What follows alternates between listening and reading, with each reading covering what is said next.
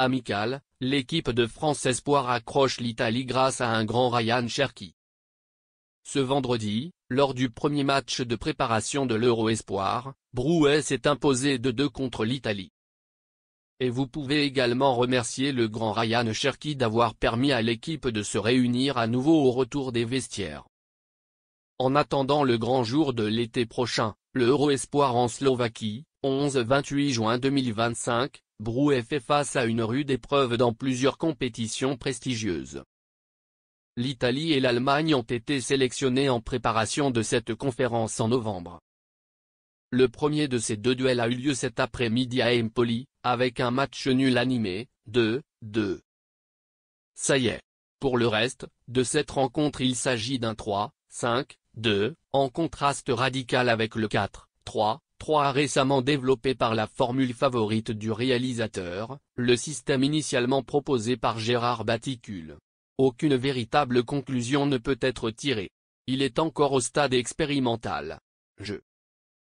Il faut dire que l'ancien manager d'Angers n'a pas été épargné ces derniers jours après les malheurs de Hugo Ekitike, Mauro Gusto, Dylan Bakwa et surtout Enzo Milo et Mania Kouriosh. L'absence des deux derniers joueurs a également été un inconvénient pour créer quelque chose dès la première heure. Et un rare rayon de lumière émanait toujours des pieds du buteur Ryan Cherki. Cherki aurait pu prendre l'avantage d'entrer sur coup franc si Desplanches n'avait pas tout donné, 10e. De plus, Brouet avait du mal à prendre le contrôle de ses matchs, posant souvent des défis physiques et techniques à ses adversaires. De plus, Agum, Magassa et Mashima n'ont pas été assez prudents, permettant à Cesare Casadei de Chelsea d'inscrire le premier but, 1-0 à la 16e. Ryan Cherki a changé la donne. La plus grosse situation de la France dans le premier tiers résultait d'une erreur de relance italienne suite à un centre de Sirdilia, reflétant clairement l'incapacité de Brouet à créer quoi que ce soit. Chona récupérait et décochait une volée qui touchait la barre transversale, 25e minute. Le point culminant, sans but et avec une tâche apparemment sans fin, a été puni juste avant la mi-temps. La défense française, encore très poreuse, a donné un barrage à Christian Volpa. Volpato a marqué un but en solo puis a nourri Ambrosino devant le but vide, 44e minute, 2-0. Ayoub Boadi, né en 2007, benjamin de l'équipe de France, semble connaître pour la première fois des revers et incarne bien le déclin du tricolore.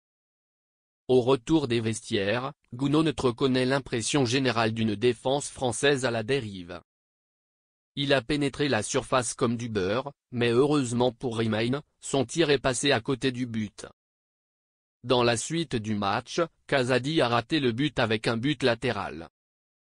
Le manque de réalisme se traduisit par un pénalty lorsque Cherki réduisit complètement l'écart à lui seul après avoir reçu un centre de Sildiria, 58-2-1.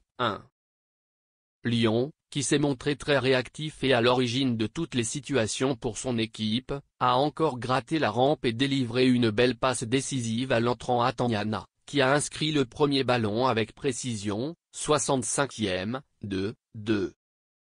Les apparitions de Koumbedi, Boni, Du, Atanyana et Ouattara ont coïncidé avec l'apogée de Brouet, et ils se sont rapprochés plus que la France de la victoire 3-2 de la France. Après le but de Cherki, Doué et Koumbedi ont failli marquer, mais Zaki, le deuxième gardien italien entré en jeu à la mi-temps, a tenu bon jusqu'au bout. Il faudra s'appuyer sur l'état d'esprit d'aujourd'hui pour prendre l'avantage face à l'Allemagne mardi prochain.